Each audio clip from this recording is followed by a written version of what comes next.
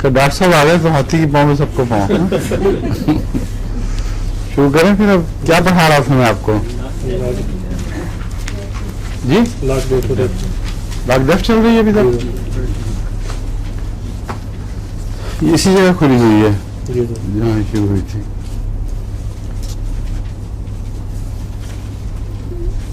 इसमें मैंने आपको चक्कर बताया था, हाथ ऊपर करने से लैग डेफ की खास अलामतें चक्कर आते हैं।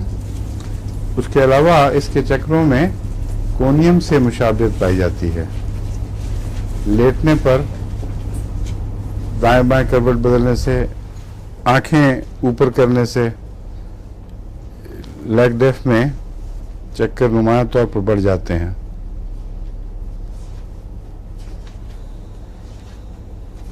इसका सर दर्द जो है वो ख़ास तौर पर याद रखने के लायक है, क्योंकि खुसूसन औरतों में बहुत ख़ास अलामतें हैं इसकी।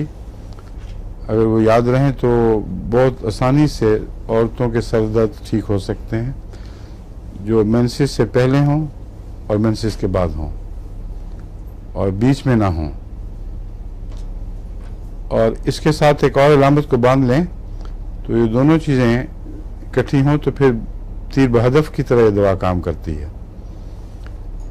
बाद औरतों को मेंसेस से पहले लिकोरिया येलोइश होता है और बाद में भी होता है, और काफ़ी कमज़ोर करने वाला है। कुछ उसमें बदबू भी पाई जाती है, जिसका मतलब अंदर कोई इन्फेक्शन है, और गालिबन ये सर दर्द भी उसी इन्फेक्शन से ताल्लुक़ रखता है। इसलिए दोनों चीज़ें अगर इकट्ठी याद रहें तो बड़ी तकलीफ़ों और बीमारियों से ऐसी औरत को वक्त के ऊपर बचाया जा सकता है, जिसके अंदर अगर इन्फेक्शन पलती रहे तो आगे जाकर कई किस्म की खराबियाँ और भी पैदा कर देती है। लिकोरिया मेंसेस से पहले, मेंसेस के बाद। सर दर्द मेंसेस से पहले, मेंसेस के बाद। और सर दर्द की अलामत यह है कि गुद्दी में भी है, सामने माथे में भी है। ख़ास तौर पर कनपट्टियाँ इससे तड़पती हैं, उनमें धड़कन भी पैदा होती है, कनपट्टियों पे शदीद दर्द होती है। दर्द होता है कहना चाहिए, पता नहीं, अब तो मैं बिल्कुल ही कंफ्यूज कर गया हूँ। होता का फ़र्क ही मिट गया है? दर्द होता है, और अब तो अक्सर लोग होती कहने लग गए हैं। ये होती मर्दान वाले तो इन्होंने तो शुरू किया कि नहीं होती। आज वो नहीं है फौजिया, उसका बेटा बीमार है। उसका बेटा बीमार है, कभी कभी आती है। उसका बेटा बीमार है। बेटा वो तो कल मुझे मस्जिद में मिला था, दौड़ा फिर रहा था, बुखार है। अच्छा, फिर तुमने इलाज शुरू कर दिया? नहीं, मैं आ ही रही थी, बिल्कुल मेरे पास टाइम ही नहीं था। मेरे पास टाइम नहीं था, मैंने उससे बात की। उसको फौरन पता कराओ, दवाई भेजो। वो मेरे ख्याल सर्दी में फिरता रहा ना इधर उधर। यहाँ आजकल एकदम सर्दी होती है और फिर एकदम गर्मी भी हो जाती है। पता करो, डलकमारा भी भिजवाओ। आजकल डलकमारा के मौके हैं, एकदम सर्दी से गर्मी, गर्मी से सर्दी। अच्छा, खैर, दो चीज़ें इसकी मैंने ख़ास तौर पर याद करानी थी, और उसके साथ औरतों की मतली में जो हमल के दौरान हो, उसमें भी ये बहुत मुफीद दवा है। कौन सी दवा की बात कर रहे हैं? लैक डेफ्लोरेटम। आम दूध, जिसमें से वो कहते हैं फैट निकाल ली, निकल ही नहीं सकती, फैट की भी पोटेंसी बनी है साथ ही इसमें असल में। और जितनी इलामतें वो बता रही हैं कि फैट की पोटेंसी है इसमें, तो वो फैट खाने से जो नुकसानात हैं वो उसको पूरा करती है, कमी करती है। आमतौर पे आपने देखा होगा कि जो फैट होते हैं लोग, उनमें दो किस्म के हैं। एक वो जिनको गर्मी सर्दी नहीं लगती, वो चर्बी की तहें चढ़ी हुई होती हैं और बिल्कुल सर्दी नहीं लगती, और एक वो हैं जो बेहद ठंडे रहते हैं। जो बेहद ठंडे रहते हैं उनकी दवा डेफ्लोरेटम है असल में। वो दूसरी फैट की वजूहात और हैं इस ताल्लुक में आपको एक और बात भी बताऊं दिलचस्प इसकी, कि लैक डेफ्लोरेटम में फैट बढ़ने की टेंडेंसी है और ज़ियाबितस के साथ भी इसका बहुत गहरा ताल्लुक है। अगर ऐसी मरीज़ा हो जो ठंडी हो जिस्म के लिहाज से, मोटापे की तरफ मैलान हो और उसको ज़ियाबितस हो, तो उसको लैक डेफ ज़रूर देखें। इसी तरह वो औरत जिसका बच्चा मोटा हो, पहला या दूसरा जो भी हो, अगर 10 पाउंड से ज़्यादा हो तो इस बात का भारी ख़तरा मौजूद है कि अगर पहले उसको ज़ियाबितस नहीं थी तो अब हो जाएगी और बच्चे में भी रुझान होगा। अगर वो ठंडे मिजाज की औरत है, जिस्म ठंडा है, ये शर्त है इसके साथ, लैक डेफ में हमेशा जिस्म ठंडा होता है, तो फिर उसको भी क्योर कर सकती है ये दवा और बच्चे को भी। इसलिए ऐसी औरतें जो ज़रूरत से ज़्यादा मोटा बच्चा जने, हालांकि वैसे उनकी ग़िज़ा वगैरह नॉर्मल हो, उनका खुद उस वक्त मोटा होना ज़रूरी भी नहीं, दरमियाना जिस्म भी हो, तब भी अगर ये रुझान हो तो खतरे की घंटी बज जाती है कि ऐसी औरत को या ज़ियाबितस हो गई है या होने वाली है। ऐसी सूरत में फ़ौरन लैक डेफ्लोरेटम के ज़रिए उसका इलाज करना चाहिए। समझ गए? काफ़ी मैंने काम की बातें इसकी बताई हैं, लोग इसको तवज्जो नहीं देते, हालांकि बहुत अहम दवा है ये इस पहलू से।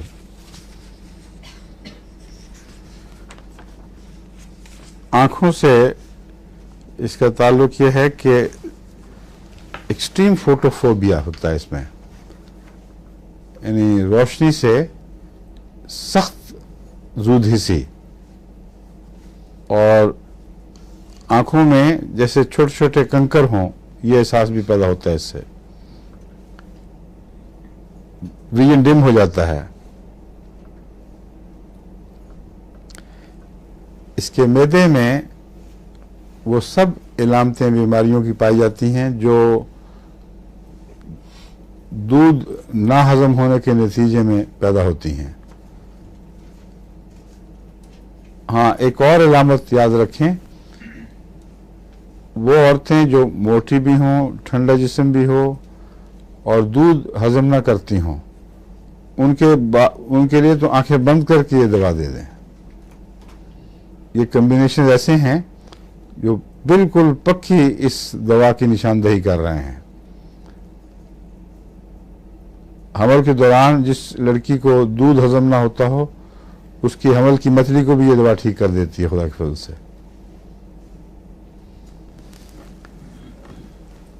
दूध हजम ना होने के नतीजे में या चर्बी खाने के बाद जो तबीयत में खराबी पैदा होती है, अमूमन लोग उस पर पल्स्टिल्ला देते हैं, क्योंकि पल्स्टिल्ला को शोहरत है इस बात में कि अगर मुलव्वन ग़िज़ाएँ खाई जाएं तो उससे जो मैदा बिगड़ता है उसमें पल्स्टिल्ला भी काम करता है, एंटीमोनियम क्रूड भी उसमें काम आता है। लेकिन अगर जिस्म ठंडा हो तो पल्स्टिल्ला कोई काम नहीं करेगी, वहाँ लैक डेफ ही काम करेगी।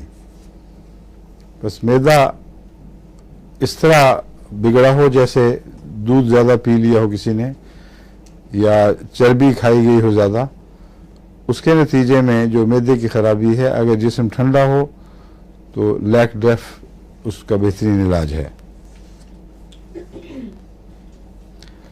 इसमें भूख मिट जाती है आमतौर पर, जब चर्बी वगैरह से बिगड़ता है मैदा तो भूख उड़ जाती है बिल्कुल।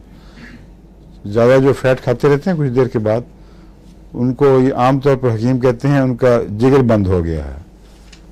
और जिगर बंद करने का क्या इलाज बताते हैं, किसी को पता है? हाँ, कहते हैं मीठा खाओ, और कहते हैं अगर चर्बी से जिगर बंद हुआ हो तो मीठा उसका इलाज है। यहाँ से बाज हकीम कहते हैं कि अगर मलाई का दिल चाहता है तो इतना मीठा डालो कि मलाई से भी नफरत हो जाए, मीठे से भी नफरत हो जाए। ये उनका अपनी तरफ से बेहतरीन नुस्खा है। कहते हैं खूब मीठा डालो फिर मलाई खाओ। कोई पागल है जो इतना मीठा डाल के मलाइयाँ खाए? मलाई का अपना एक मज़ा होता है, अगर वो नहीं हजम होती तो छोड़ देनी चाहिए, और मीठे डाल डाल के, गुड़ डाल डाल के इतना खाना एक नहायत बेहुदा तजवीज़ है। उसकी बजाय लैक डेफ को इस्तेमाल करके देखें। अगर जिस्म ठंडा है तो लैक डेफ, अगर जिस्म गर्म है तो पस्टिला। ठीक है।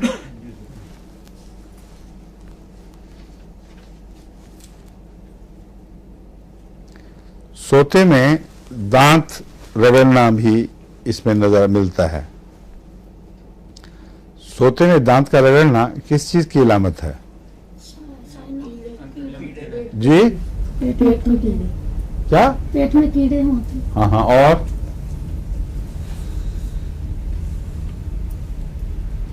सोते में दांत रगड़ना जो है, एक तो पेट में कीड़ों की इलामत है, दूसरे अगर इन्फ्लेमेशन हो जबड़ों में, उसके नतीजे में भी बच्चा सोते में दांत रगड़ता है। जरूरी नहीं होता कि पेट ही खराब हो।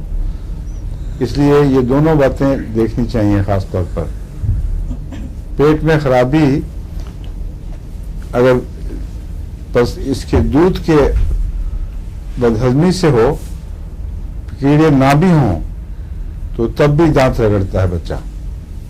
इसलिए मैं आपको बताना चाहता हूँ, हर दफा कीड़ों की तरफ ना भागें। ये 3 पॉसिबिलिटीज हैं, इम्कानात हैं या इस्तेमालात हैं।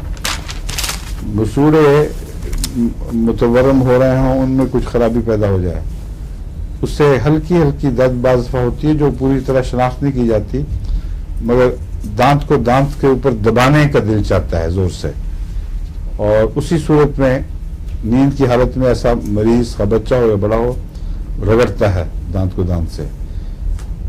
दूसरी बात, मैदे की खराबी, खा कीड़े हों या ना हो। तीसरा है चमूने नहीं, आमतौर पर वो बाद दूसरे वर्म्स होते हैं, क्या कहते हैं उनको, जो हुक वर्म्स हैं, मसलन हुक वर्म्स और राउंड वर्म्स होते हैं। ये उसको क्या कहते हैं मलब को, flat tape worm, tape worm नहीं कहते, जो लंबे जो 1.5 गज के हैं, वो भी निकलते हैं। बड़ी खतरनाक चीज है। एक बच्चे का मैंने देखा था, दवाई दी थी, उसका इस तरह निकला था, तो वो मैं तो उसको देख के ही डर गया इस बात से कि 1.5 गज का मलप इजाजत के साथ निकला है। वो अंदर कहाँ बैठा रहता होगा, वो जब भी सिर मारता है, खुजलाता है, तो सख्त घबराहट होती है बच्चे को। उसके नाक पे खुजली शुरू हो जाती है और किनारे दोनों तरफ से जर्द हो जाते हैं और उनमें घबराहट भी होती है, खुजली भी होती है। ये टिपिकल वर्म्स की इलामत है। होंठों के किनारे पर दाएं बाएं जर्दी सी पाई जाती है और नाक की चोंच पर सख्त खुजली होती है। ऐसा मरीज अक्सर अगर वो दांत भी पीसता है तो फिर बिलाशुबा उसकी वजह से है, वर्म्स की वजह से है। और दूसरे वर्म्स में एक जो मलप जिनको कहते हैं, वो भूख के वक्त ज्यादा तंग करते हैं। इसलिए जब खाली पेट हो तो उन्होंने मुसीबत डाली होती है, क्योंकि वो गुज़ा में हिस्सेदार हो रहे होते हैं ना बाकायदा, इसलिए वो तड़पते हैं तो मरीज भी भूख के लिए तड़पता है। उनके मरीज अक्सर खाना खाएं भी तो लगता नहीं बदन को, लेकिन बाज वर्म्स हैं, उनके पलने के साथ ही जिस्म भी मोटा रहता है। चुमूनों में पतला होना जरूरी नहीं है। चुमूने पता क्या होते हैं किसी को? क्यों जी? चुमूना लफ्ज़ सुना हुआ है? इसका अंग्रेजी क्या है? Thread worm. थ्रेड वर्म कहते हैं इसको। इतना सा होता है, छोटा सा, और आमतौर पर बच्चों के की इजाबत को देखें तो उसमें कभी ना कभी निकलते रहते हैं, लेकिन सबसे ज्यादा ये मीठे खाने पे निकलते हैं। इसलिए मीठे से इसका बड़ा गहरा ताल्लुक है चुमूने का। अगर बच्चे को मीठा खिलाएं और उसको चुमूने लड़ने लग जाएं, उसको खुजली होनी शुरू हो जाए, बाद दफा छोटे बच्चों का मकद का इर्द-गिर्द सारा हिस्सा सुर्ख हो जाता है, तो ये पक्की इलामत है कि उसको चुमूने हैं। इसलिए लोग समझते हैं मीठा खाने से चुमूने पैदा होते हैं। बिल्कुल उलट बात है। चुमोने को मीठे से नफरत है, नाकाबिल बर्दाश्त है, इसके लिए अजाब है। पेट में मीठा जाए और चुमोना भागता बाहर की तरफ, तो इसको मीठा खिला खिला के भी मारा जा सकता है। ऐसे बच्चे को कुछ दिन मीठा खिलाते ही रहें तो इसके चिमूने भाग जाएंगे, छोड़ देंगे। और चिमूनों में एक खास बात यह है कि ये हमेशा अंडे बाहर आके देते हैं, बाकी वर्म्स जिस्म के अंदर अंडे देते हैं। बाद ऐसे वर्म्स हैं जिनके अंडे इनसे खून में जाकर लंग्स में पलते हैं, फिर दोबारा जाते हैं अंदर। जब वो बलगम पैदा होती है उसको आदमी निकलता है या बच्चा निकलता है, उससे फिर पेट में जाके वो डेवलप होकर कीड़े निकलते हैं। अजीब व गरीब इनके साइकिल्स हैं।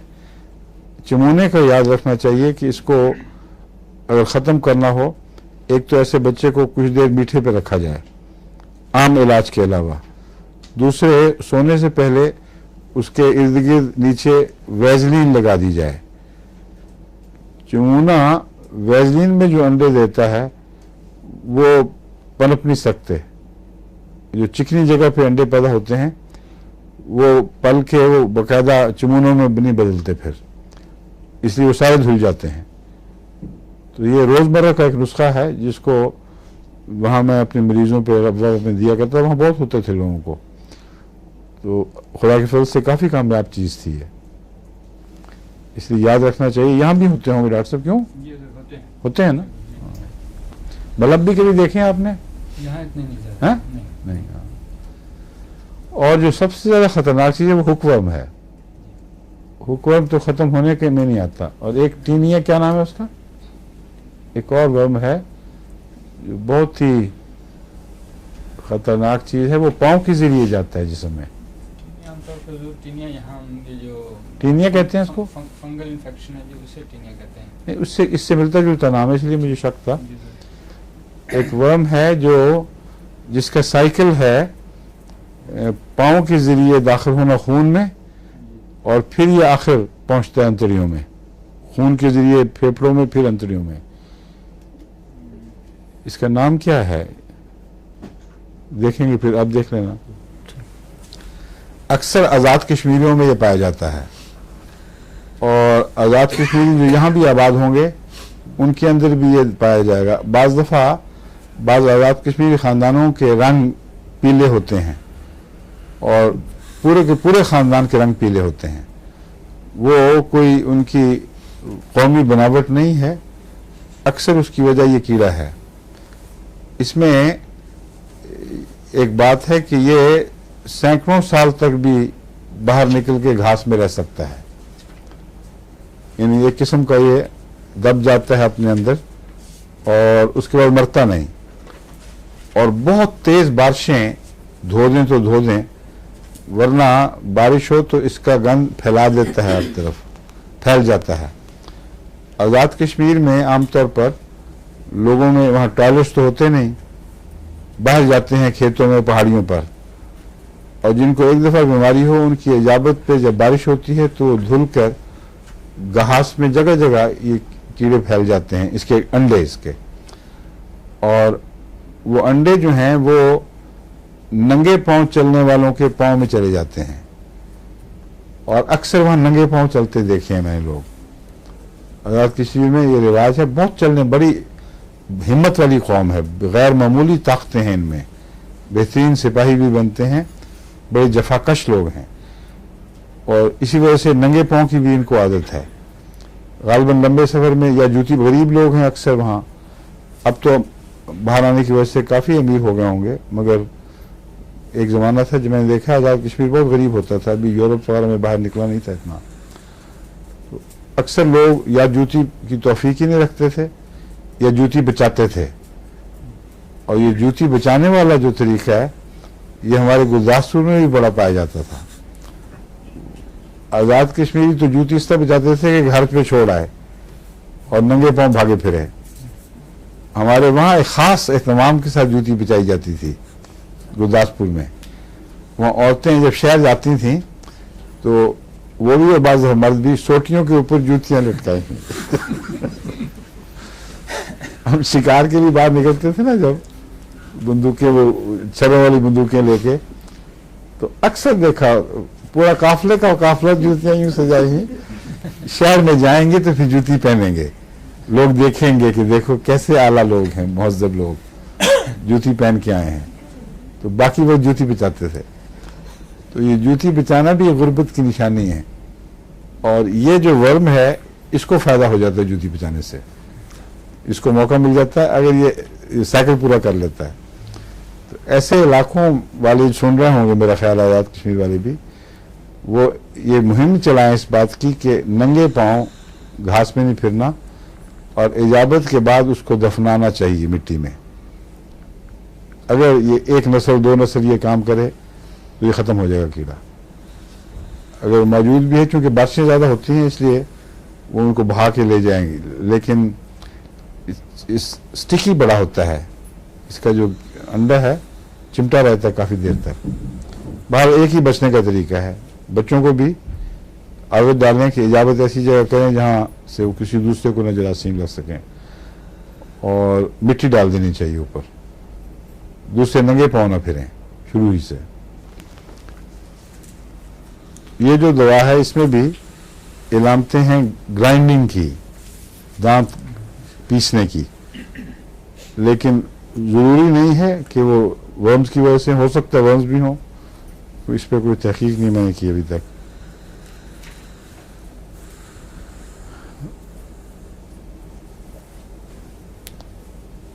नौजिया इसका बहुत सख्त होता है बाज़ दफ़ा, यानी मतली, भूख मिट चुकी होती है, प्यास बढ़ जाती है, मतली है मगर कै नहीं आ रही होती। इसकी ये किस चीज़ की इलामत है? और मतली हो और कै ना आए? नहीं, बड़ी आम दवा है, एपिकॉक। एपिकॉक की टिपिकल ये इलामत है कि मतली मगर कै का रुझान आ तो जाती है बाज़ दफ़ा, लेकिन मुसलसल तंग करने वाली मतली जिसमें कै ना हो। दूसरी उसकी क्या इलामत है एपिकॉक की खास? है बलगम तो है मगर खास नहीं, वो बहुत आम है। एपिकॉक में ब्लीडिंग का रुझान बहुत नुमाया है और स्पर्ट्स की सूरत में होती है, हमेशा सुर्ख होती है। बाज़ दफ़ा मैंने देखा काली भी होती है मगर अक्सर सुर्ख होती कहना चाहिए, और स्पर्ट्स में होती है। दांतों से भी कभी एकदम स्पर्ट करके निकलेगी फिर ख़त्म हो जाएगी। बाहर से मरीज मैंने देखे हैं पाकिस्तान में, वो शिकायत करते थे कि दांतों से ब्लीडिंग शुरू हुई है फिर रुक गई खुद ब खुद ही, फिर कुछ अरसे के बाद शुरू हुई, एक दो दिन रही या एक ही दफ़ा की कुल्लियों के में आ गई सब के सब और फिर ख़त्म। तो ये इसकी एपिकॉक की इलामत है अगर इसके साथ मतली पाई जाए तो, वरना फास्फोरस की भी हो सकती है, फेरम फास से भी हो जाती है ब्लीडिंग ऐसी। इसमें मतली है लेकिन ब्लीडिंग नहीं है।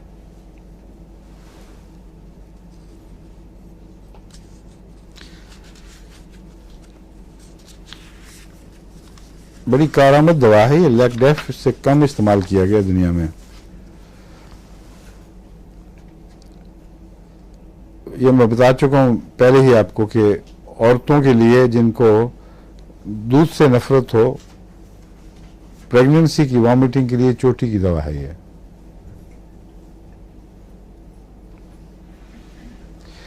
हाँ, एक और चीज, बाज मरीज कई दफा आते हैं कहते हैं जो मर्जी दो हमें इजाबत नहीं होती।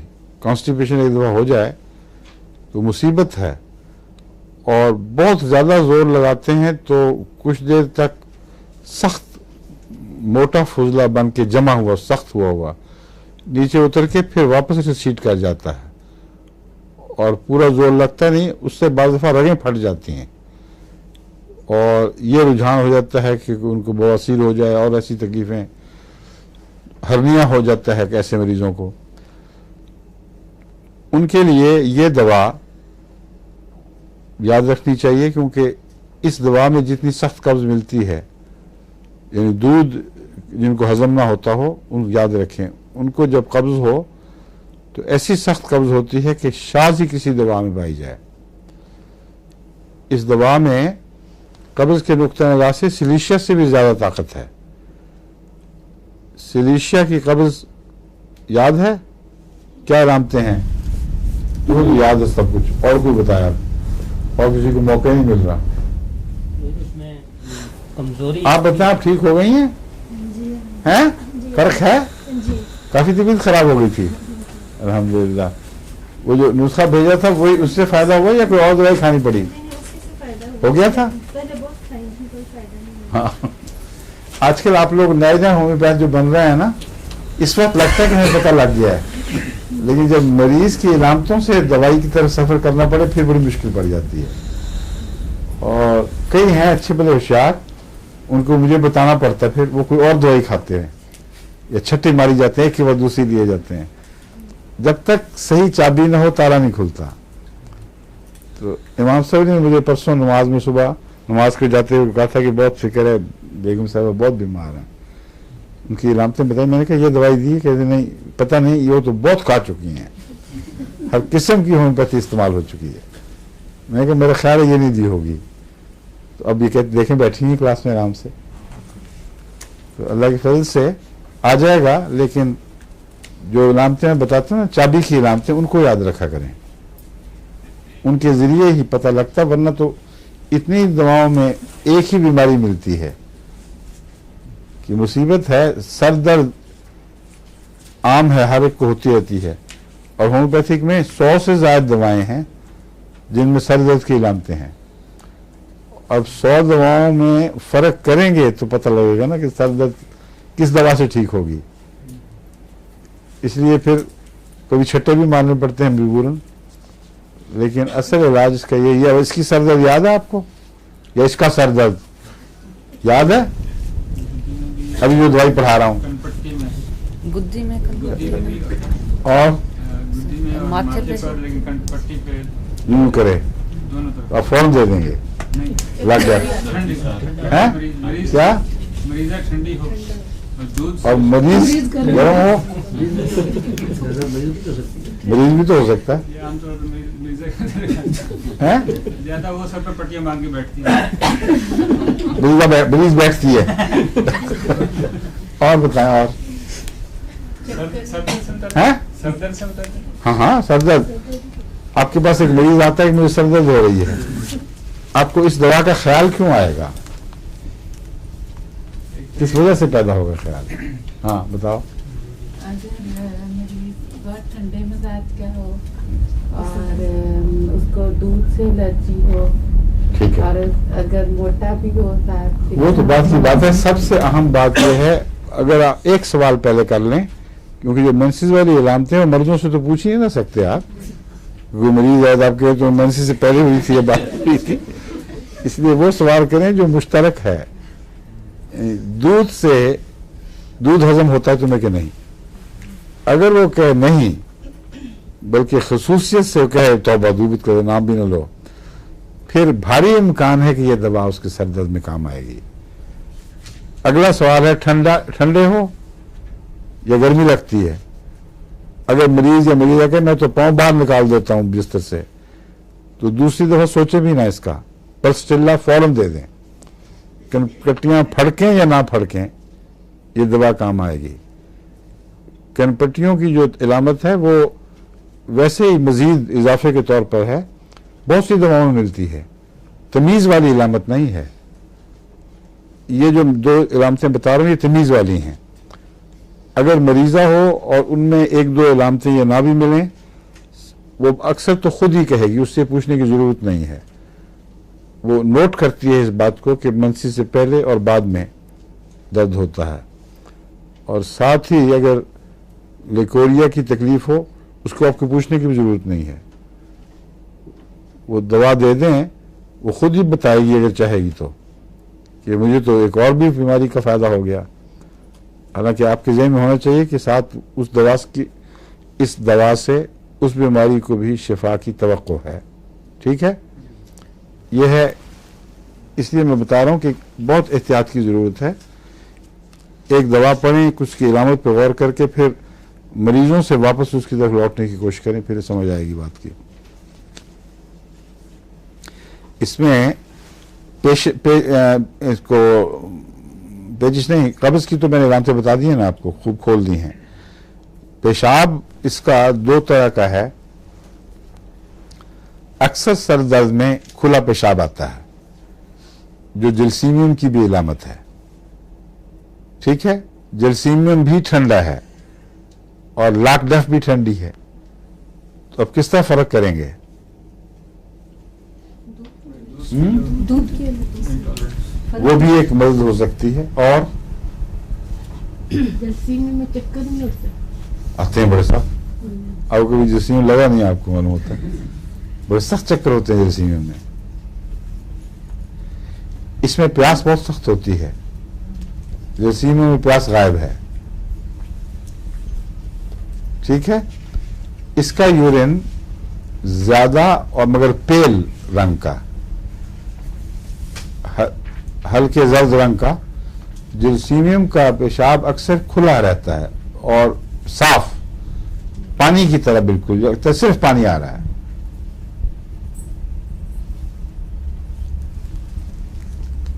और इसके पेशाब इसका पेशाब बाज़ दफ़ा गाढ़ा भी हो जाता है, और जब गाढ़ा हो तो डार्क और थिक। डार्क यूरिन का मतलब है स्याही माइल, जिसका मतलब इसको एल्ब्यूमिन आ रही है।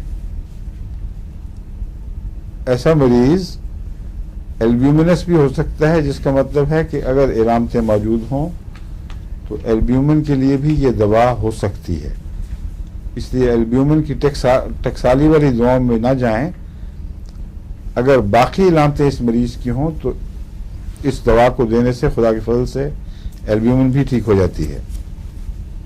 एक इसकी अजीब इलामत है जो ख़ास तौर पर मेरा ख्याल है अचानक गर्मियों से सर्दियां आने में बाज़ लोगों को शायद इसका एहसास हो। मेरा ख्याल है कि ये तकलीफ मर्दों की निस्बत औरतों में ज़्यादा पाई जाती है। अगर ठंड बहुत सख्त सर्दी में बाहर निकलें तो पेशाब पर कंट्रोल नहीं रहता और वो बेख्तियार खुद ब खुद निकलना शुरू हो जाता है। ये इस दवा की खास इलामत है। इसलिए अगर कोई ये मरीज आपको कभी मिले ऐसा कि सख्त सर्दी में बाहर निकलने से या सैर से मुझे अपने पेशाब पे कोई कंट्रोल नहीं रहता, तो अगर वो ज़ियाबितस का मरीज भी है फिर तो ये बहुत पक्की दवा हो जाएगी। लेकिन वैसे भी ये सर्दी का तोड़ है चूंकि, और सर्दी के नतीजे में जो मसल्स पेशाब को रोकने के लिए मुकर्रर किए गए हैं वो बेख्तियार से हो जाते हैं। वो एक किस्म के फालिज तो नहीं होता, मगर सख्त सर्दी में जैसा काम नहीं करते ना मसल्स, हाथ भी बाज़ काम नहीं करते, इस तरह उन मसल्स के गिर्द जो छल्ले की सूरत में पेशाब को रोकने के लिए मुकर्रर हैं, उनमें सर्दी से एक किस्म की वक्ती फालिजी कैफियत पैदा हो जाती है। फिर आप वो मरीज़ा को ज़्यादा पेशाब हो या ना हो, या मरीज़ को, वो बेख्तियार होगा, बिल्कुल अज खुद बहेगा, और ये ख़ास इसकी इलामत है। कॉस्टिकम वगैरह में भी पाई जाती है मगर मुस्तकिल फालिज की सूरत में। इसमें ख़तरनाक नहीं है ये इलामत। वही मरीज़ वापस अपनी असल हालत को लौट आएगा जब इस कैफियत से बाहर आ जाए। लेकिन जो दूसरी दवाएं हैं जिनमें ये पाई जाती है, काली कार में भी पाई जाती है, सर्दी से वैसे भी पेशाब का कंट्रोल नहीं होता, सर्दी से और भी उठ जाता है, लेकिन वो सर्दी के बगैर भी कंट्रोल उठ जाता है। कॉस्टिकम में भी सर्दी से पेशाब खुल जाता है, मगर उसमें फ़र्क यह है कि कॉस्टिकम में फालजी इलामत है ये, और ऐसा मरीज़ फिर इस बीमारी में अगर उसका वक्त पे इलाज ना हो बढ़ता जाता है।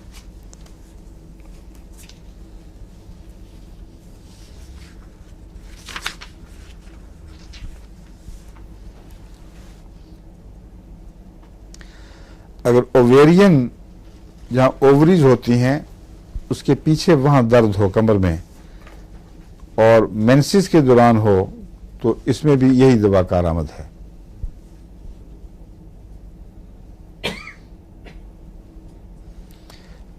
इसका अजीब है सर्दी से ताल्लुक, और औरतों के लिए भी बहुत ही कारआमद दवा है।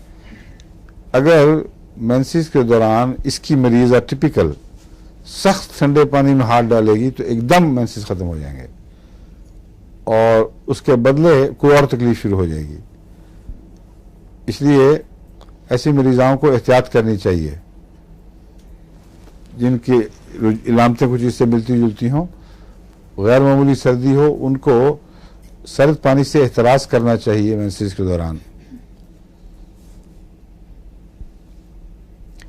दिल के साथ भी इसका ताल्लुक है। दमा भी होता है ऐसे मरीज को या मरीज़ा को, और अक्सर मैदा फूला होता है दमे के दौरान, जिसका मतलब यह है कि सांस में दिक्कत में एक वजह पेट की हवा भी है। जितना ज़्यादा ब्लोट करेगा उतना ही डायफ्राम के लिए हिलने की जगह कम रह जाती है, इसलिए उसको मुश्किल पेश आती है। और कार्डिक एस्मा भी इसमें पाया जाता है, यानी दिल की कमजोरी और तंगी की वजह से, और उसमें सांस के साथ दिल के हिस्से पे दबाव बढ़ जाता है। ये इसकी खास इलामत है।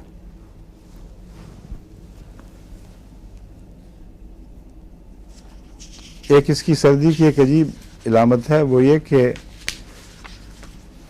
ये मैंने देखा कई मरीजों में वाक़तन, ये कोई ऐसी गैर मामूली चीज़ नहीं जो शाज़ के तौर पर दिखाई दे।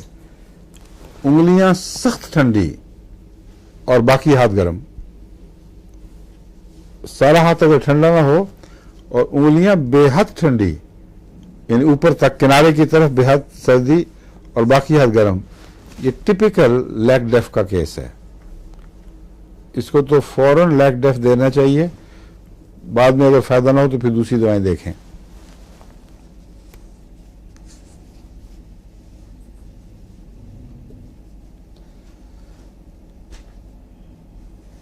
इसमें जो जिल्द है वो बहुत ठंडी होती है।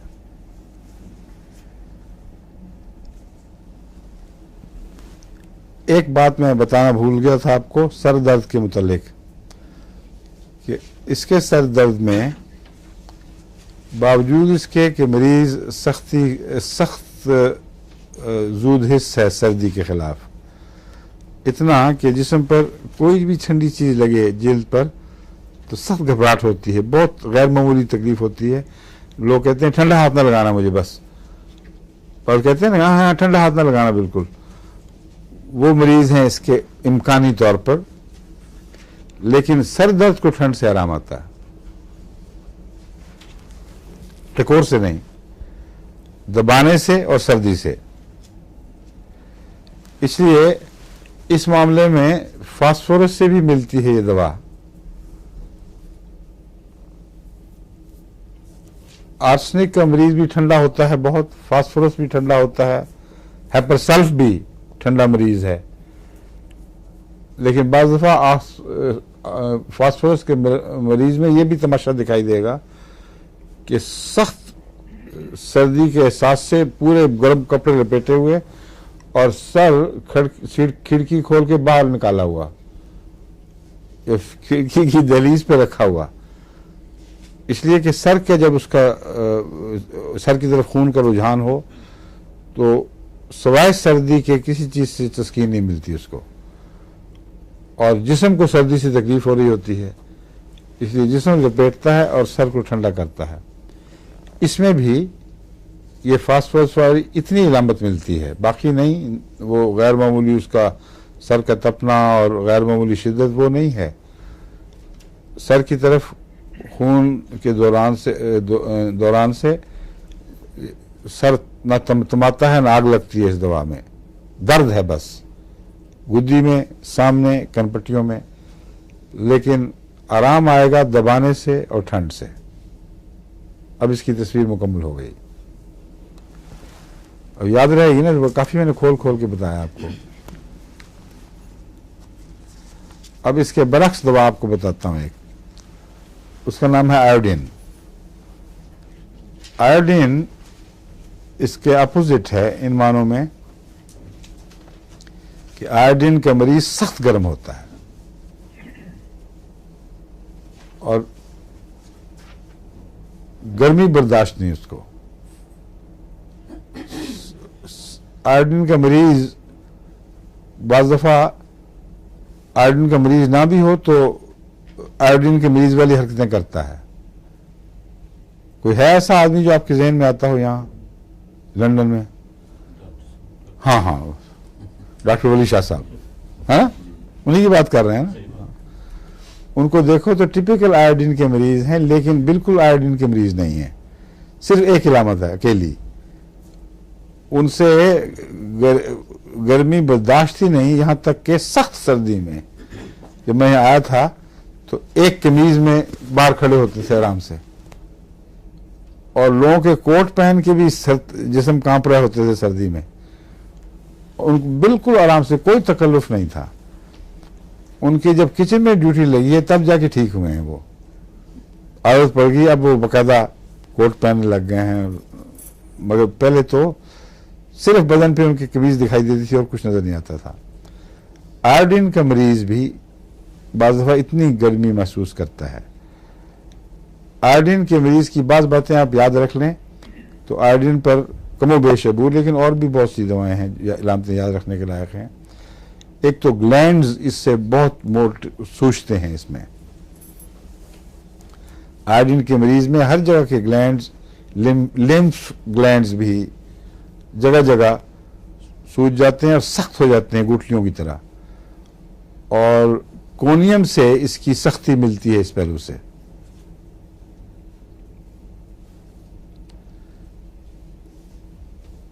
भूख बहुत लगती है इस मरीज को, बेहद खाता है, लेकिन साथ साथ जलाता भी है उसको, खाने को जला देता है और जिस्म पे कुछ नहीं लगता। ये जब खास इलामतें इकट्ठी हों तो आयोडीन का मरीज बिल्कुल उभर के सामने आ जाता है। सख्त भूख और तेजी और तर्रारी पाई जाती है। निचला या निचला नहीं बैठ सकता। मैं तो निचला कहता हूं, पता नहीं कोई निचला ही नहीं कहता हो कहीं। हम तो बचपन से निचला ही कहते आए हैं। यानी किसी जगह आराम से ना चला से निचला बनाया गालबन, बेहरकत नहीं बैठ सकता, और थोड़ी थोड़ी देर के बाद वो इधर से उधर उधर, ऐसी माओं के बच्चे संभाले नहीं जाते, और बाज़ दफ़ा बच्चों से ज़्यादा माओं को संभालने की ख्वाहिश पैदा होती है, क्योंकि वो बच्चे कर रहे हैं शरारतें, बागी दौड़ी फिर रहे हैं, माँ आराम से बैठी होती है करके। उसको दिल चाहता है कि ये मरीजा होती हैं थोड़ी सी साथ, तो भागती तो सही कम से कम रोकने के लिए। परवाह नहीं होती।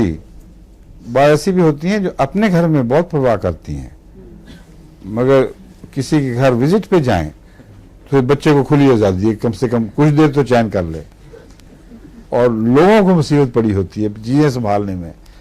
ये आयोडीन का बच्चा होता है बसा औकात। अगर वो पतला दुबला हो और कहीं उसके ग्लैंड भी नजर आ जाएं तो जबरदस्ती पकड़ के आयोडीन खिला दें उसको। उस विजिट में ना से अगली विजिट में तो चैन आएगा। और पतला दुबला, ग्लैंड्स मोटे, अक्सर आयोडीन के बच्चों में ग्लैंड मोटे होते हैं, यहां तक कि आहिस्ता आहिस्ता ग्लैंड मोटे होते होते जिस्म सूखते सूखते वो सूखे हुए जिस्म पर ग्लैंड रह जाते हैं बाकी। पेट से उस बच्चे का कपड़ा उठा के देखें तो सिर्फ वो नॉट्स, गांठें जैसी दिखाई देंगी। यहाँ भी गांठें, जगह जगह गांठें, और कोई चर्बी नहीं चढ़ती। तो आयोडीन का मरीज बिल्कुल अपोजिट है चर्बी के लिहाज से, जो मैंने पहली दवा बताई है, कई लिहाज से। इसलिए मैंने कॉन्ट्रास्ट इकट्ठा कर दी है ताकि आपको एक दूसरे के हवाले से याद रखने में आसानी हो जाए। ग्लैंड्स बड़े और जिस्म सूखता चला जाता है, यहाँ तक कि सोखे के लिहाज से ये नेट्रम्योर की याद भी दिलाता है, एब्रोटिनम की याद दिलाता है, लेकिन वो ठंडे मरीज हैं। नेट्रम्योर तो खैर बहुत ठंडा होता है निस्बतन। ये टिपिकल इसकी अलामत है। एक और चीज़ इसकी बेचैनी में याद रखनी चाहिए कि इसकी बेचैनी का ताल्लुक असाबी घबराहट से है। इसको आर्सेनिक जैसी घबराहट नहीं होती। बच्चे को ये भी नहीं पता लगता कि घबराहट क्यों है, लेकिन उसके असाब में ज़रूरत से ज़्यादा तवानाई दौड़ती है। वो चूँकि जिसम खाना ज़्यादा खाता है, हज़म कर नहीं सकता, यानी हज़म कर लेता है लेकिन चर्बी की तरफ माइल नहीं होता। इसलिए मैंने ये अंदाज़ा लगाया है कि उसकी एक्स्ट्रा एनर्जी जो रिलीज़ हो रही है वो नहीं बैठने देती उसको, वो असाब को बेचैन रखती है। और ऐसे मरीज को कत्ल करने का रुझान भी पैदा हो जाता है। देता किसी को मार दूं, कोई नफरत नहीं, कोई लड़ाई नहीं, लेकिन अगर वो बिठाएंगे आप जबरदस्ती तो उसका दिल चाहेगा मैं छुरा घोंप दूं उसके अंदर। वो दौड़ दौड़ के अपनी एनर्जी ठीक कर रहा होता, निकाल रहा होता है एक किस्म की, और कोई रास्ता नहीं। तो इसलिए अपने घर में भी अगर वो आया सा बच्चा तो बांध के ना रखना, कहीं अगली दफा ये ना हो कि छुरा हाथ में पकड़ा उसने। मजबूरी है, एहतियात से बेहतर आसान तरीका है झूठ तो नहीं बिल्कुल बोलना किसी सूरत में। इसलिए फ़ौरन आपको कोई वाक़यातन किसी शॉपिंग पे निकल जाना चाहिए या किसी दोस्त के घर चली जाएं और फैसला करने के बाद इस इरादे से कि जाना है, उससे कहें कि माफ़ करना, अब मैंने जाना है बाहर, मजबूरी है, इसलिए अपने बच्चे को संभालो और चलो यहाँ से। मगर असल है कि अब आपको होम्योपैथी का पता चल गया है, ऐसे बच्चे पर रहम करना चाहिए। वो अगर इलाज इसका आयोडीन से ना किया गया तो बड़े होकर नहायत ख़तरनाक नतीजे भी निकल सकते हैं ऐसे मरीज़ के, और वो बग़ैर किसी वजह के मर्डर करता है। कोई उसको नफ़रत नहीं, कोई गुस्सा नहीं, अंदरूनी एक बेचैनी अच्छी सी लगी होती है कि मैं कुछ कर दूं। ये आयोडीन का मरीज़ है। मारने के लिहाज से नेट्रेम्योर में भी रुझान है, मगर खुदकुशी का भी रुझान नुमाया पाया जाता है उसमें। हैपरसल्फ में भी रुझान है, और इन दोनों में बगैर वजह के कत्ल का रुझान है। लेकिन इसके साथ इसमें इलामतों में फ़र्क है। बाज़ और दवाएं भी हैं। नक्सवामी का एक नहायत ही ख़तरनाक दवा है। नक्सवामी का कि मरीज़ को बाज़ दफ़ा ये ख्वाहिश पैदा, मरीज़ा को, कि मैं अपनी बच्ची को आग में झोंक दूं, और डर जाती है बड़ी ख़तरनाक इस इरादे से, मगर इस इरादे को दफ़ा भी नहीं कर सकती। ये साए की तरह उसके पीछे लग जाता है कि बस बच्ची को झोंक दो आग में। इस किस्म की चीज़ें पागलपन में तब्दील हो जाती हैं अगर इनसे खौफज़दा हो मरीज़।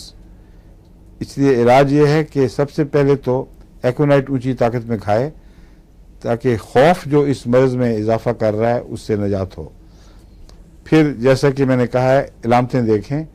अगर हैपरसल्फ की इलामतें हैं तो हैपरसल्फ दिया जाए, नक्स की हैं तो नक्स दिया जाए। आयोडीन की इलामतों का भी पाया जाना मुमकिन है, इसलिए आयोडीन को भी नज़रअंदाज न करें। आयोडीन मैं तो 30 से 200 तक दिया करता हूँ, लेकिन ऊंची भी हो सकती है, कोई बईद नहीं। मैंने भी शुरू की हुई है, शुरू की हुई है अपने बच्चे के ऊपर। आयोडीन थोड़ा सा फर्क पड़ा, और छुरी मारनी छोड़ दी वो बैठ ही नहीं सकता है। अच्छा, नहीं मगर गर्म तबीयत है। जी है जी, बिल्कुल यही तस्वीर, बिल्कुल सिर्फ कत्ल वाली नहीं। तो अभी एकदम तो नहीं कत्ल तक पहुंचा करना, शुरू करो, उसको ऊंची दे दो, अब दवा 200 में शुरू कर दो, फिर 1000 में चली जाना, क्योंकि मिजाज तक पहुंचने के लिए कुछ ऊंची दवाएं चाहिए। जो जिस्मानी इलामतें हैं उनमें निस्बतन छोटी दवाएं काम करती हैं।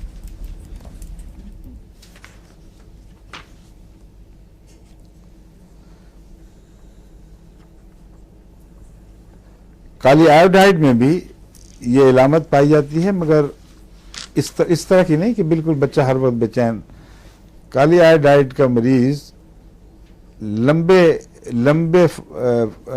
लंबी सैर कर सकता है बगैर थकावट के, और उसके लंबी सैर की ख्वाहिश इस बेचैनी की वजह से होती है, वैसे सैर के शौक से नहीं। अगर वो ना चले तो उस दिन उसको असाब में तकलीफ होगी, इसलिए वो इस वजह से सैर करता है। और आयोडीन असल में उसकी जिम्मेदार है। मिजाज में गर्मी पाई जाती है और नासूर की टेंडेंसी। यहाँ काली आयोडाइड और आयोडीन में फ़र्क यह है कि काली आयोडाइड में भी गुठलियाँ हैं, मगर उसमें नासूर का रुझान बहुत नुमाया है, गहरे जख्म बन जाते हैं, और आयोडीन में नहीं है।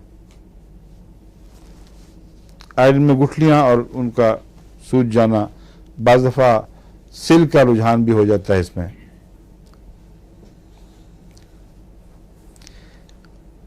औरतों में इसमें एक इस्तिस्ना मिलता है जो इसको पहचानने में नुमाया मदद देता है। जिस तरह आपको मैंने बताया था लैक डेफ में औरतों के अंदर ये क्या दिखाता है नमूना, उसकी वजह से लैक डेफ पहचाना जाता है, बताया था ना आपको। पहले और बाद में इसके नाम पे सर दर्द और डिस्चार्ज, हाँ, जर्द रंग का तो इसका भी औरतों के साथ ये ताल्लुक़ है कि ग्लैंड सारे जिस्म के फुला देता है, मगर छातियाँ वो सुकड़ने लगती हैं और उनकी बीमारी है ये छातियों की, उनमें जान नहीं रहती है, ग्लैंड सुकड़ जाते हैं। तो ये बरअक्स नमूना जो दिखाना है एक दवा का, ये अच्छी तरह जहन नशीन हो जाना चाहिए, बल्कि इसमें खुद ऐसी बरअक्स बातों के पाए जाने के नतीजे में एक दवा याद रह जाती है। तो इन हवालों से आप दवा याद रख सकते हैं। पूछना चाहता हूँ कि अगर कोई एलोपैथिक सिम्टम्स इस तरह जहन में आते हो, मसलन थायराइड की हाइपर एक्टिविटी जो है, हाइपरथायराइडिज्म, तो कोई हर चीज बात तो नहीं है जहन में वो चीज भी रख के सोचा जाए। अगर तो आपको इम्पल्स हो रही है तो फिर उसका इलाज करें। अगर नॉर्मल तरीके से याद आता है तो क्या हर्ज है, व्हाई नॉट, क्यों ना करें। बहुत सी 100% तो नहीं, बहुत सी अलामतें उसमें मिलती हैं थायराइड हाँ, की, उसमें जो होम्योपैथिक में जो थायराइड के बढ़ने से या ज़्यादा उसके फ़ाल हो जाने के नतीजे में तकलीफ़ें होती हैं, वो सारी इसकी नहीं हैं, मुख्तलिफ तरीके से वसर दिखाती हैं। आयोडीन उनमें एक नुमाया चीज़ है, इसलिए पुराने हमारे पाकिस्तान के होम्योपैथ जो रूटीनिस्ट हैं वो हर गिल्लड़ में आयोडीन देते हैं, हालांकि बिल्कुल नहीं करती हर गिल्लड़ में काम। बाज़ सिर्फ कैलकेरिया फ्लोर की ज़रूरत है। तो ये देखने वाली बात है कि वो क्या चीज़ है। अगर उसमें सिल्ली मादा जिम्मेदार हो तो अक्सर ना अकेली आयोडीन काम आ सकती है, इलामतों के बावजूद ना अकेली कैलकेरिया फ्लोर काम आती है, और भी दवाएं हैं, कोनियम भी चलती है उसमें बेसिलिनम ऊंची ताकत में देना ज़रूरी है। बेसिलिनम ऊंची ताकत में दें और फिर हाथ रोक लें। ऐसे मरीज को खतरा है कि दिल पे उसके असर पड़ेगा, क्योंकि जो टॉक्सिन है इसकी सिल की, ये जब उसका पीछा छोड़ती है ग्लैंड का तो जिस्म में घुलती है और घुल के अखराजात से बाहर निकलती है। इस दौरान दिल पर उसका बहुत बुरा असर पड़ता है। ये मेरा तजुर्बा है लंबा, और पहली दफ़े मुझे समझ आ रही थी कि ये इसकी वजह से है। फिर मैंने वो हाथ रोक लिया, क्रेडिट के साथ शुरू करा दी। जब वो दिल अपने असल पर वापस आ गया फिर दोबारा डोज दी।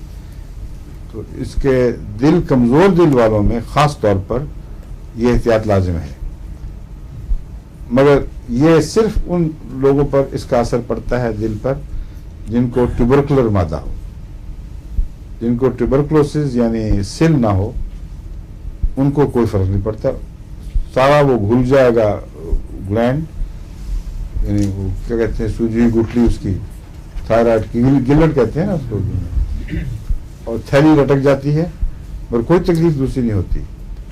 हाँ, बुखार हो जाता है बाज़ दफ़ा, इसके घुलने से जो टॉक्सिन है वो जिस्म में एकदम बुखार पैदा कर देती है। बाज़ दफ़ा 104-5 तक बुखार, और वो मुसलसल होता है, वो ऊपर नीचे जाने वाला नहीं।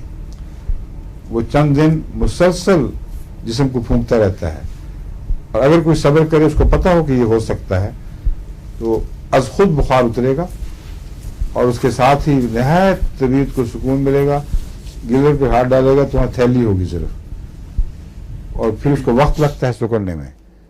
वो एकदम नहीं शुक्ला करती, बाद वो बंदर की पाउच की तरह बाल लटकी हुई दिखाई देती है।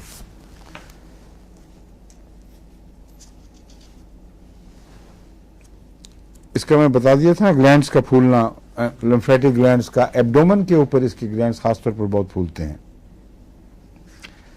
और ये इसकी इनवर्स प्रोपोर्शन है। जिस्म सूखता है, ग्लैंड मोटे हो रहे हैं, ग्लैंड मोटे हो रहे हैं, जिस्म सूख रहा है। बैक वक्त दोनों मोटे नहीं होते इसमें।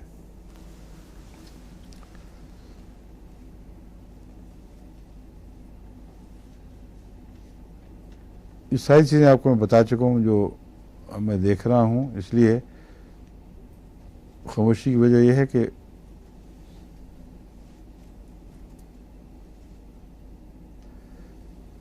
ग्लैंड हर जगह, इसमें बगल की गुठलियां का मैंने नाम नहीं लिया था, वो भी शामिल हैं इसमें।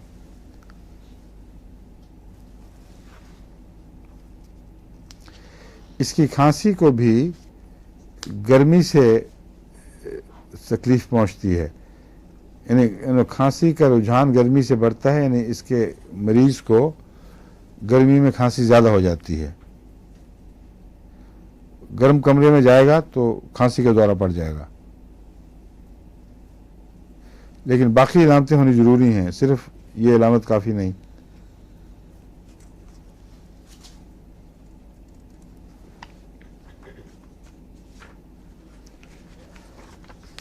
इसमें जो इन्फ्लेमेशंस पाई जाती हैं, यानी उर्दू में क्या कहते हैं उसको, हैं, सोजिशें, उसमें जिगर की सोजिश भी शामिल है, तिल्ली की सोजिश भी शामिल है, और गले की सोजिश भी।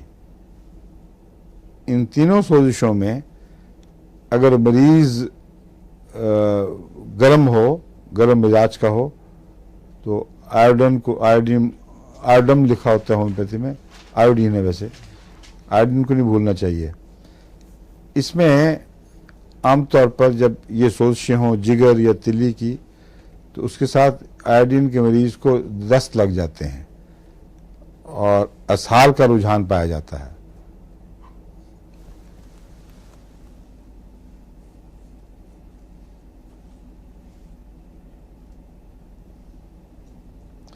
और इम्पल्स टू किल मैं बता चुका हूं ना, इसमें भी है इम्पल्स टू किल।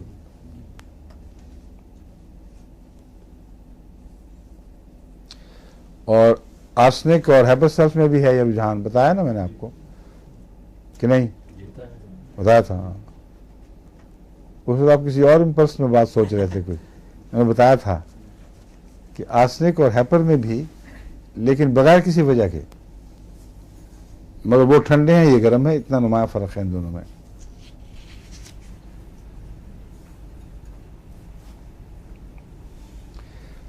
हैपर में तो ये चीज ऐसी पाई जाती है कि एक जो हज्जाम है उसके मतलब रिपोर्टेड है केस कि उधर गला हाथ आया, उधर उसका दिल चाहा कि मैं इसको काट दूं, और रेजर और गला तो दो चीजें थी जो उसको कहते थे उसमें आप इसको कत्ल कर दूं। हालांकि वो पेशा है, कोई नफरत कोई दुश्मनी नहीं।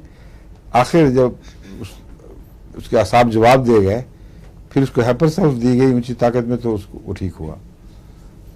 तो ये इम्पल्सेस जो है बड़ी खतरनाक चीज है, और ये खौफ से पैदा होती हैं, ये याद रखें। तमाम इम्पल्सेस खौफ से पैदा होती हैं। एक आदमी ऊंची जगह पे चढ़ता है, नीचे देख के उसको दिखता है मैं छलांग लगा दूं। दरअसल बिल्कुल उलट बात है। ये दिल अगर जाली वाली जगह हो जहां से वो गिर ना सकता हो, वहां नहीं चाहता। ये दिल नहीं चाहता मैं दरवाजा खोल के ऊंची जगह से छलांग लगा दूं। वहां नहायत सुकून से वो देखता है।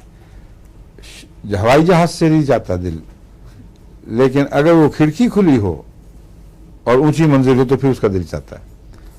इससे साफ तौर पर पता लगता है कि खौफ है कि मैं कहीं गिर ना जाऊं, और वो जाहिर तौर पर कॉन्शियस दिमाग में यूं जाहिर होता है कि छलांग लगा दो।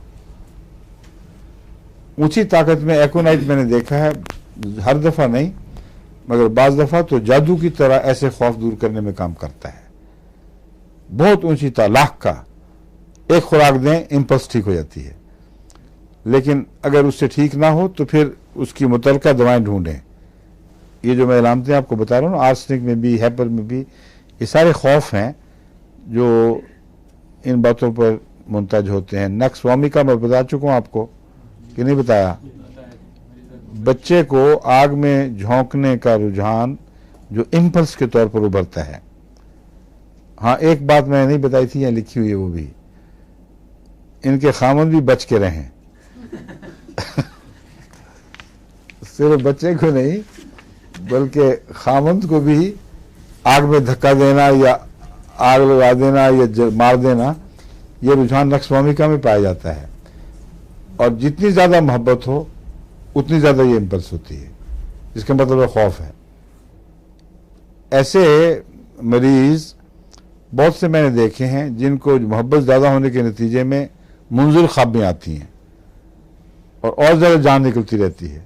अभी कल ही मुझे खत आया था कि मेरा तो बुरा हाल है, इतना मेरा खामद अच्छा है, मैं हर वक्त उसके अंदर बुरी ख्वाबें देखती रहती हूँ, कुछ हो जाएगा उसको। उसको मैंने जवाब लिखवाया कि ये जो बुरी ख्वाबें देखना है सिर्फ खौफ की वजह से है, कहीं हो ना जाए, ये कहीं हो ना जाए। बाज़ दफ़ा इम्पल्स बन के दिन को दिखाई देता है, बाज़ दफ़ा सोते में ख्वाब बनकर आ जाता है। तो उसमें एकोनाइट तो अमूमी मुफीद है, लेकिन अगर मरीज की बाकी इलामतें किसी मुअय्यन दवा की निशानदेही करें तो वही देनी चाहिए। क्यों जी, हो गया वक्त? अच्छा, 1 मिनट, जारी मिनट है ये।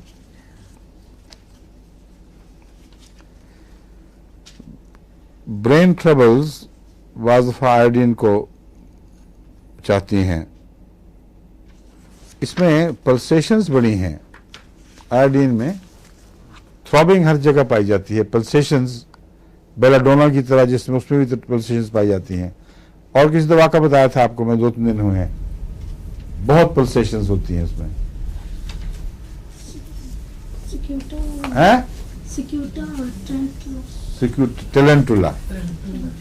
टेरेंटुला में माशाल्लाह तुम्हारी याददाश्त वाकई बहुत अच्छी है।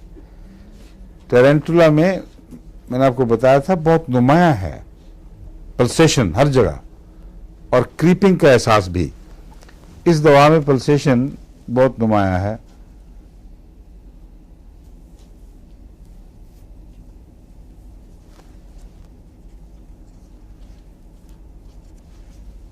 ये बता चुका हूं अलामत कि गर्म कमरे में सिर बाहर निकालने की ख्वाहिश फास्फोरस की तरह इसमें भी पाई जाती है। ना आयोडीन में नहीं, लैक डेफ में, समझे? किताब में यहां जिक्र किया हुआ इसका, इसलिए गलती से मैं कह गया था। वहां जो मैंने जुबानी आपको बात बताई थी वो दुरुस्त थी कि फास्फोरस के मरीज में ये बात पाई जाती है और लैक डेफ के मरीज में भी ये रुझान है, लेकिन उसमें सारे सर में तमाज़त इतनी नहीं होती, दर्द को आराम आता है ठंड से, सिर्फ ये वजह है।